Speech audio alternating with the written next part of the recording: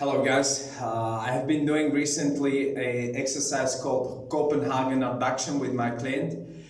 She's experiencing some knee pain and knee injury, and while doing this exercise she had a knee pain.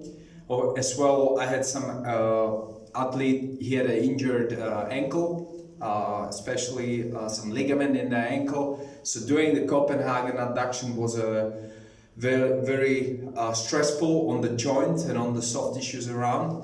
So as I really like the Copenhagen adduction as an exercise to activate the lateral segments, the hip stabilizers, and increase the function of the hip, especially in the lateral movement and the single leg stability. I use it with the ice hockey players, soccer players, even pedalers. They sit in a kayak or canoe.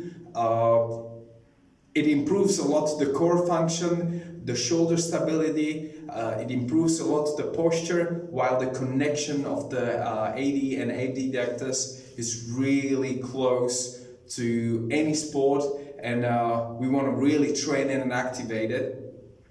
So looking at some videos, looking at some progressions on the Copenhagen adduction, I think of the exercise which is actually a little bit easier and focusing a little bit more on the hip than the knee and ankle stability. So we use a bench that has quite a bit of padding.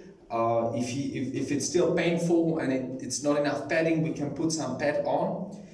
We go into a side bridge position. I have a lot of support through my elbow and my wrist. And I go super close to the bench.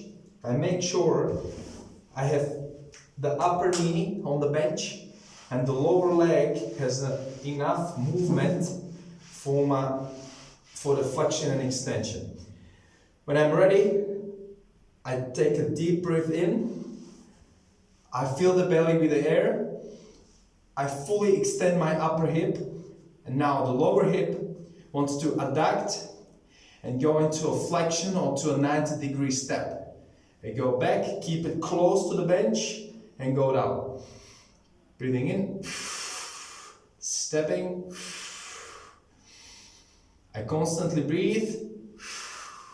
Head to heel, strong as a steel, nice and long.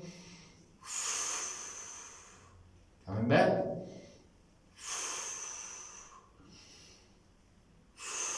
I keep making sure I'm fully extending this upper hip.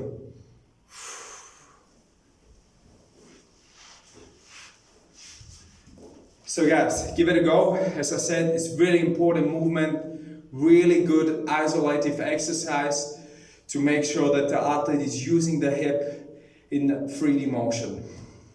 If you have any questions, please let me know in the comments and give it a go. Enjoy.